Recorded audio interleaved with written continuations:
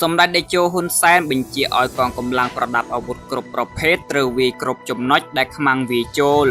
ក្រោយការអត់ធ្មត់លើស24ម៉ោងដើម្បីគោរពនៅបទឈប់បាញ់និងត្រូវការពេលវេលាដើម្បីជម្លៀសប្រជាជនចេញមកតំបន់សុវត្ថិភាពកាលពីល្ងាចម្សិលមិញថ្ងៃច័ន្ទទី8វរៈកងទ័ពកម្ពុជាបានតបតបន្ថែមដោយយប់មិញនិងព្រឹកថ្ងៃអង្គារនេះតាមរយៈសំណេរនៅលើបណ្ដាញសង្គមនាព្រឹកថ្ងៃនេះសម្ដេចតេជោហ៊ុនសែនបានថ្លែងថាតាមនាយករដ្ឋមន្ត្រីថៃអនុทิនបានប្រកាសថានឹងប្រើកម្លាំងវាយយក11ចំណុចដែលយើងមិនទាន់ដឹងច្បាស់ថា11ចំណុចនោះនៅកន្លែងណាខ្លះដើម្បីងាយស្រួលកុំឲ្យលំបាករកកន្លែងកងកម្លាំងប្រដាប់អាវុធគ្រប់ប្រភេទរបស់យើងត្រូវវាយគ្រប់ចំណុចដែលខ្មាំងវាយចូលសម្ដេចតេជោមានប្រសាសន៍ថាយើងការពារទឹកដីដោយមានលានដ្ឋានរឹងមាំជាមួយអាវុធគ្រប់ប្រភេទឯសត្រូវឈ្លានពានត្រូវចល័តវាចូលទីតាំងពួកគេមិនអាចចូលលេនដ្ឋានបាននោះទេហើយក្បាលពួកគេក៏មិនអាចបានដែរស្ថានភាពនេះផ្ដល់ប្រៀបឲ្យយើងអនុវត្តយុទ្ធវិធីកំទេចកម្លាំងរស់របស់សត្រូវតាមរយៈការចាត់តាំងទប់ទល់